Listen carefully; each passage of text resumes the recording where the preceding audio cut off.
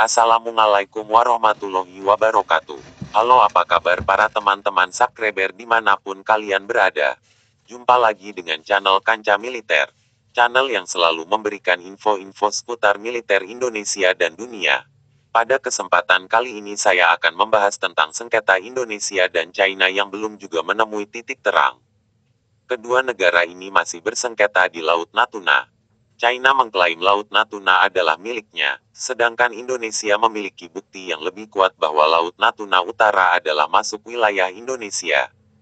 China pun tetap ngotot mengklaim bahwa Laut Natuna Utara atau yang juga disebut Laut China Selatan adalah miliknya. Sehingga kedua negara pun saling memperebutkan wilayah ini. Aktivitas pengeboran minyak yang dilakukan Indonesia di Laut Natuna pun sempat diprotes oleh China. Lalu bagaimana Indonesia menanggapi protes China yang melarang Indonesia melakukan pengeboran di Laut Natuna? Kalau kalian penasaran silakan simak video ini sampai selesai. Tapi sebelum lanjut ke video saya ingatkan dulu buat kalian yang belum subscribe channel ini, silakan subscribe dulu channel ini. Biar kalian tidak ketinggalan tentang berita-berita terupdate dari militer Indonesia dan juga dunia. Belakangan ini China telah berani terang-terangan mengancam Indonesia untuk menghentikan pengeboran minyak di ZEE Indonesia di perairan Natuna Utara, yang juga dianggapnya sebagai wilayahnya berdasarkan klaim sepihak Das9. China berani mengirimkan surat protes diplomatik ke Kementerian Luar Negeri Indonesia agar menghentikan kegiatan pengeboran minyak di Blok Tuna, Natuna Utara yang dilakukan Harbor Energy. Tindakan China yang berani melayangkan surat protes diplomatik diungkap anggota DPR Komisi yang membidangi hubungan luar negeri, Muhammad Farhan. Jawaban kami sangat tegas bahwa kami tidak akan menghentikan pengeboran karena itu adalah hak kedaulatan kami, kata Muhammad Farhan seperti dilansir Malaymail yang mengutip Reuters. Presiden Joko Widodo dalam kunjungannya melihat situasi terkini Natuna. Namun seorang juru bicara Kementerian Luar Negeri Indonesia mengatakan, setiap komunikasi diplomatik antar negara bersifat pribadi dan isinya tidak dapat dibagikan. Dia menolak berkomentar lebih lanjut. Sedangkan Kementerian Luar Negeri China, Kementerian Pertahanan dan Kedutaan Besar China di Indonesia tidak bersedia memberikan keterangan. Tiga sumber lain yang dikutip Reuters membenarkan adanya surat protes China tersebut. Peta Laut China Selatan di mana paspor baru China memasukkan Natuna dalam wilayahnya.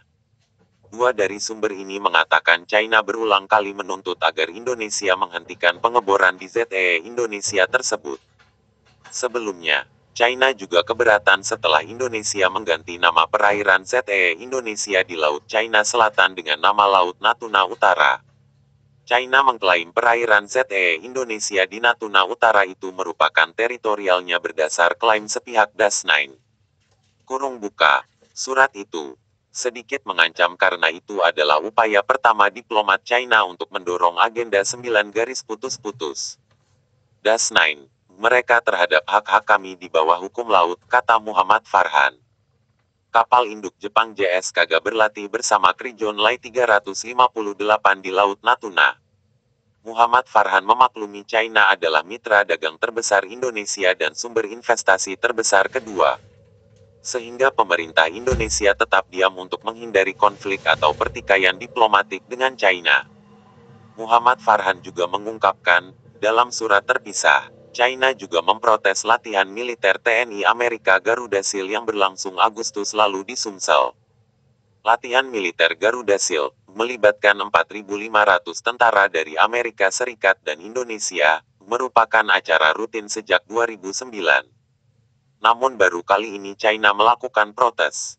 Dalam surat resmi mereka, pemerintah China mengungkapkan keprihatinan mereka tentang stabilitas keamanan di Laut China Selatan, katanya.